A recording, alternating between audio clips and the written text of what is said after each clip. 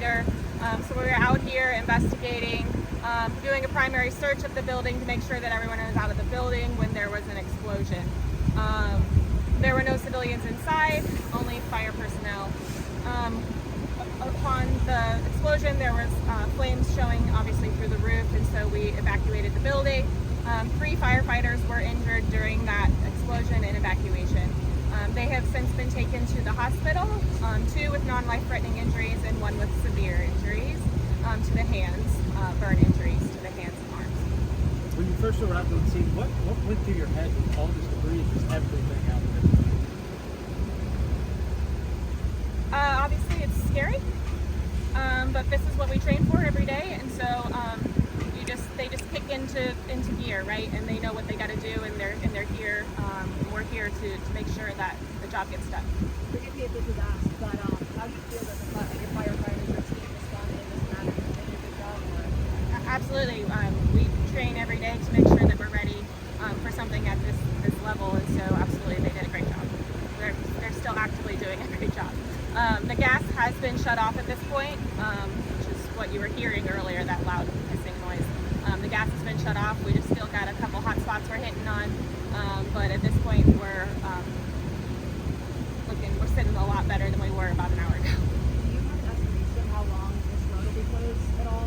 I don't have any idea at this point. Can you talk about, this isn't your normal house fire, things that you guys respond to every day, and having to take on something that challenges, I guess, a building so large like this? Sure, a building this size definitely presents more challenges. You need more manpower, you need more resources, and so we're fortunate to have partners like PD and Hanover County Fire and EM and EMS to be able to be here and show some real force against this obstacle ahead of us. How big of a relief when you found out that nobody was in there? Yeah, obviously it's a relief when there are no civilians involved, absolutely, yes.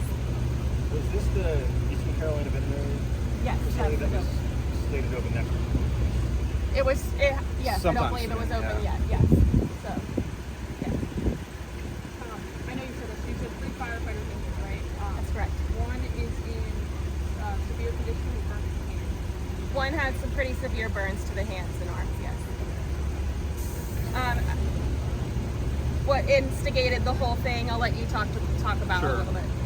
So shortly before the explosion, probably about 20 minutes or so before the explosion, WPD responded to the scene here for a vehicle that had turned onto New Center Drive from Bob King Drive and went off the road behind us here and struck the gas lines feeding the building that ultimately exploded.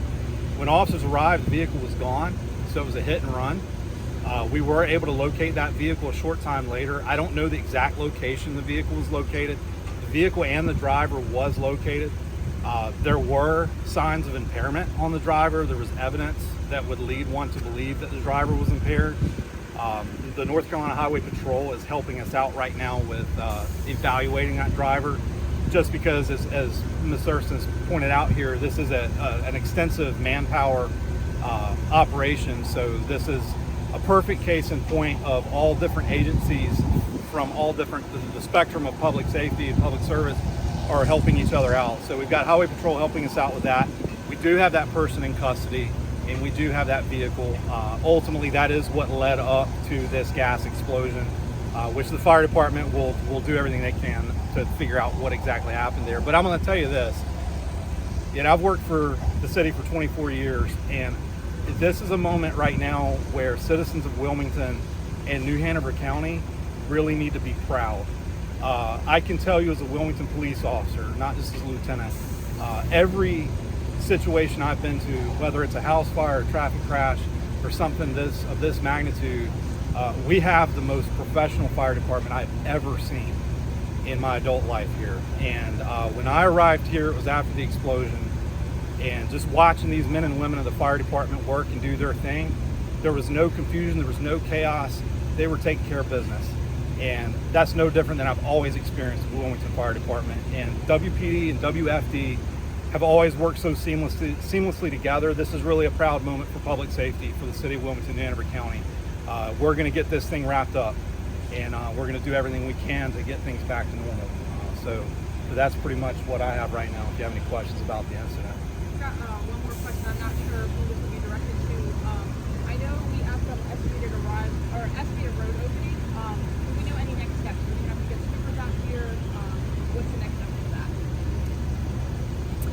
Yeah, so once the emergency, if you will, is over, which I think it's safe to say we're kind of on the back end of that right now, so it's kind of coming to a conclusion. The police department is going to maintain this area closed so that firefighters and fire investigators can do what they need to do. I know it may seem pretty obvious what happened here. That doesn't mean that everybody involved doesn't want to dissect what's going on to figure out exactly what happened. And that's going to take time. So the PD is going to keep the area closed. So the folks conducting the investigation, which the fire department is going to be the lead on, they're the subject matter experts. We're going to keep it as closed as long as they need it. That's something we're not going to rush. But yeah, to your point, what's going to end up having to happen is we'll probably have to have some streets department folks come out here and clean the debris. There's a lot of debris behind us. There's debris in the parking lot next to us. There's kind of debris everywhere. So anytime there's an injury or a large-scale operation like this, there will be other partners called in, like the ATF and folks like that, to do an investigation and to help alongside us. So there will be an investigation, and there will be that will take some time. So obviously, as soon as we know more, we'll share that with you guys. Can you talk about a lot of the folks that I was talking to? You said you could feel the explosion when they were out here. Some even saying it kind of blew them back a little bit. Is that what you're hearing? And can you kind of talk about the magnitude of that explosion? I wasn't on scene yet, but I have heard, yes, it was a very large explosion for it to be of this magnitude. So yes, I wasn't on scene yet. Yeah, I wasn't on scene either. I've heard the same thing, Brad. Not in this exact situation. I've kind of experienced that also in the past. You have like a pressure wave that comes out from an explosion. I can tell you when I was at WPD headquarters on Best Street, and when I left, I was actually telling Rebecca earlier, when I left, there was a black plume that you could see from WPD that 9,000 feet in the air. So that's not feeling it, but that's oh boy, that could be bad. Final thing, just I was driving out here like everybody else. It's noon. It's South College.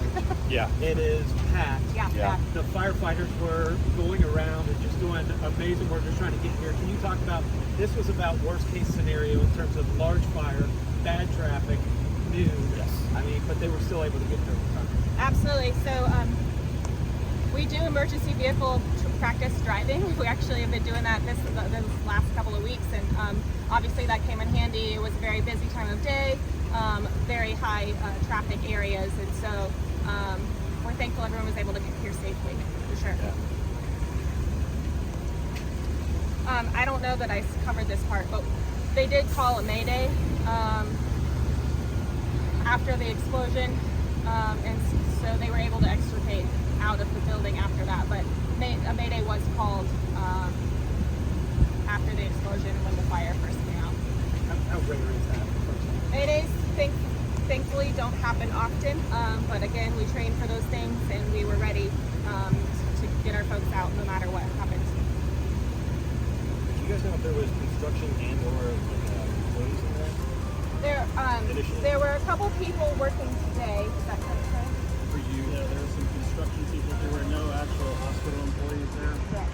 But everyone was out prior to the explosion, except the firefighters. Forgive me for a minute, and I know who you are. I didn't get your name, but you are the Yeah, Gary Walker, I'm the hospital administrator. yeah. So he'd probably be able to help you out with any specifics. Of the building. Cool. You guys good?